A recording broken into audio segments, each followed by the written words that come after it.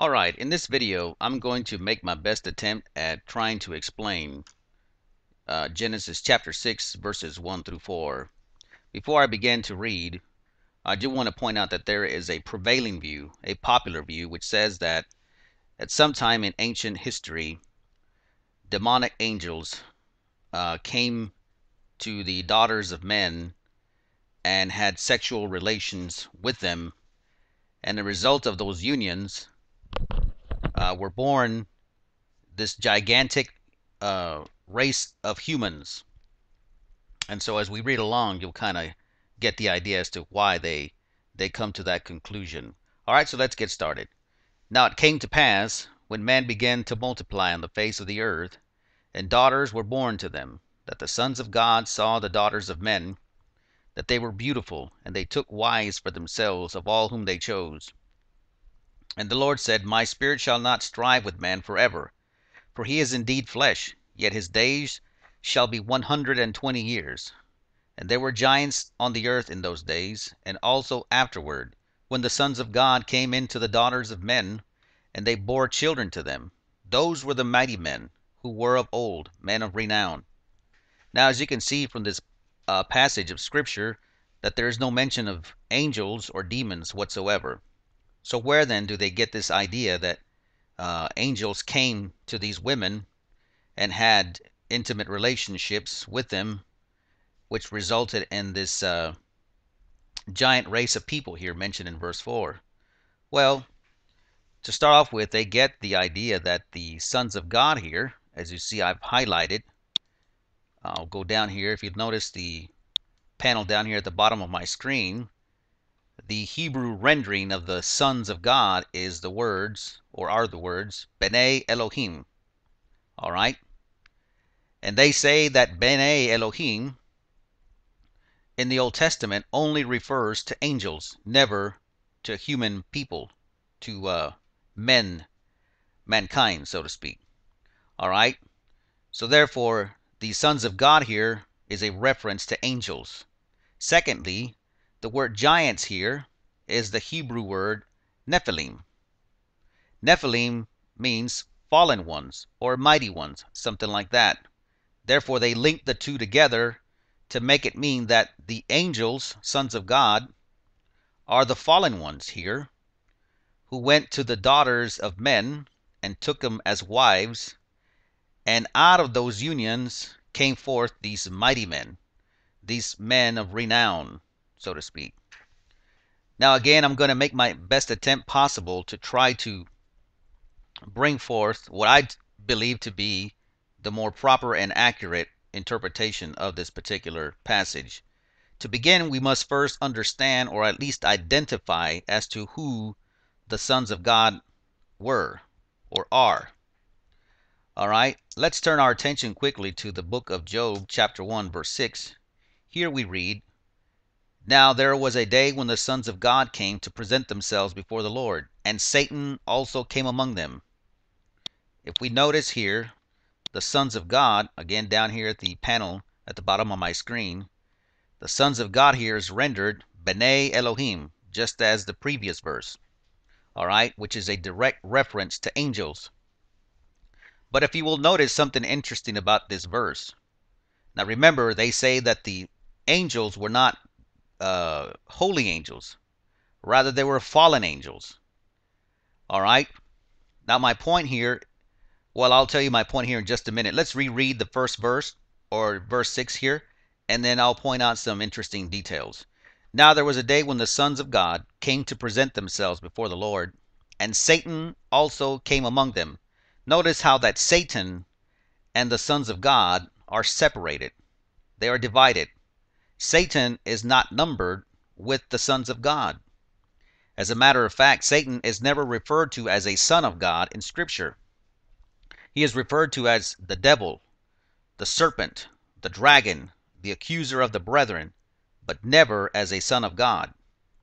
Now, as far as demons or devils are concerned, neither are they referred to as sons of God in Scripture. They are referred to as locusts, scorpions, serpents, and so on. Again, never referred to as sons of God.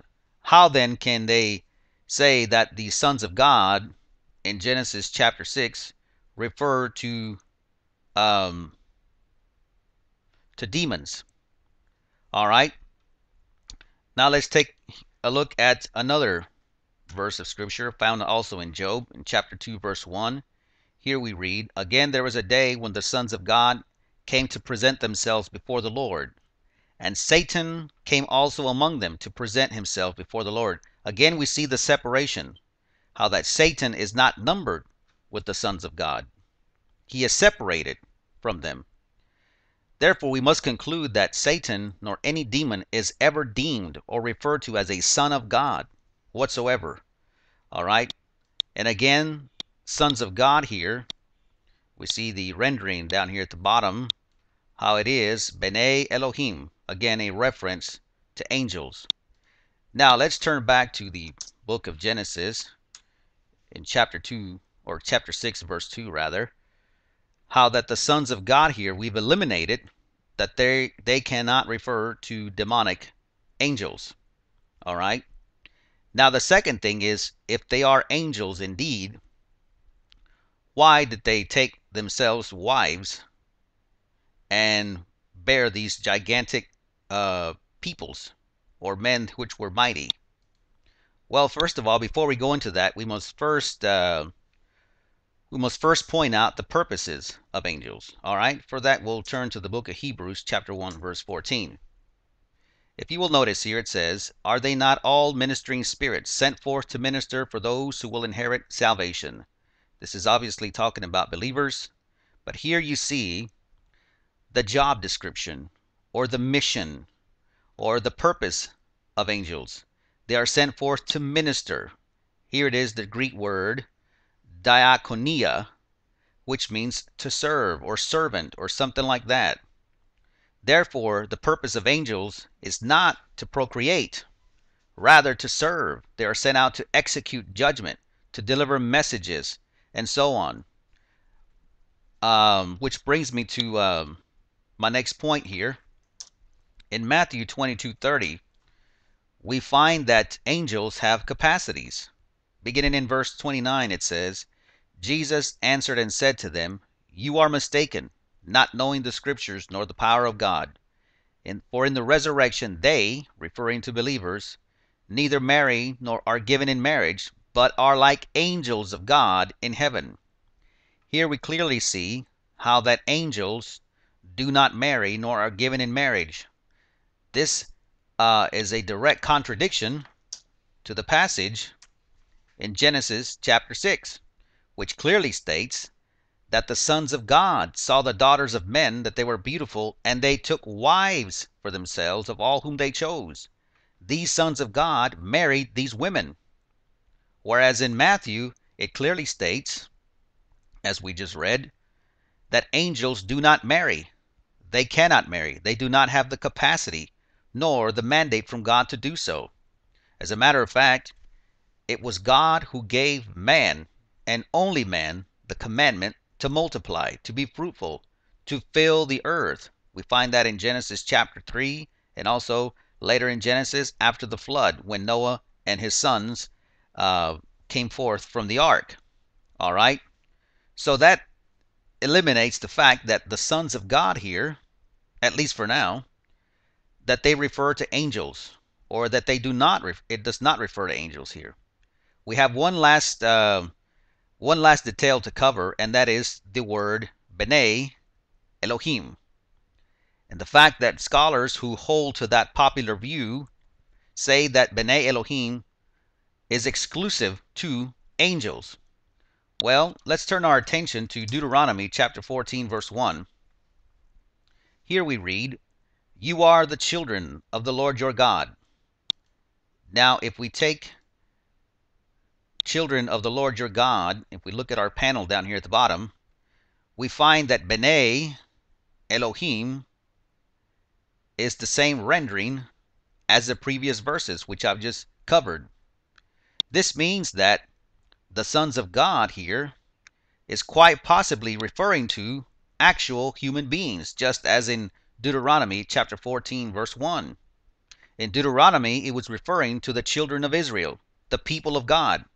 And it is quite possible here that B'nai Elohim in this verse is also referring to the sons of God. Now, I believe that to be the more accurate and proper interpretation here. Now, the sons of God here, I believe, are none other than the righteous lineage of Seth. Seth was the third son of Adam and Eve. If you take Genesis and follow the lineage of Noah and Abraham and Enoch and Methuselah, all of the righteous men mentioned in the Bible come from the line of Seth, and they are often referred to as sons or children of God. Therefore, I believe that it is the righteous lineage of Seth, these righteous children of God, who went to the daughters of men. They saw these women, and they were so beautiful, they were enticed by their beauty. They fell into temptation, as it were, and they took wives for themselves of all whom they chose. Now, if you will notice verse 3, the scene starts to change. And the Lord said, My spirit shall not strive with man forever, for he is indeed flesh, yet his days shall be 120 years. Now we have a scene of judgment. Why do you suppose God now pronounces judgment on mankind? Well, obviously, because of what's going on up here in verse 2. Verse 2 says that his children started to marry these ungodly women. God, therefore, because of their disobedience, had to bring judgment. All right? Now let's look at verse 4. There were giants on the earth in those days, and also afterward, when the sons of God came in to the daughters of men, and they bore children to them. Those were the mighty men who were of old, men of renown. Now going back to the word giants here, this is the Hebrew word Nephilim, which means fallen or mighty ones. I believe that mighty ones is the more accurate interpretation. Here we have the same word mighty men in the second part of the verse. All right. Now I believe that the sons of God and these daughters, ungodly women, bore these children who eventually became world-renowned people, people of fame, and so on. Now, the Bible is not clear as to how it is that they attained or achieved this fame. They may well could have been mighty hunters or mighty warriors or great builders or something like that. Take, for example, the President of the United States or any dignitary for that matter.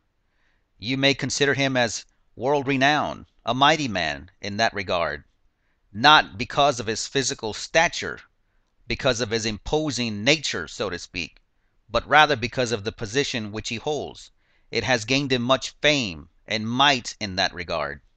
And so I believe that the giants here does not refer to someone who is of gigantic physical stature, but rather someone who is mighty and well known, and so on. I hope that you enjoyed this video, and I hope that you gained some insight concerning this passage. And until next time, God bless.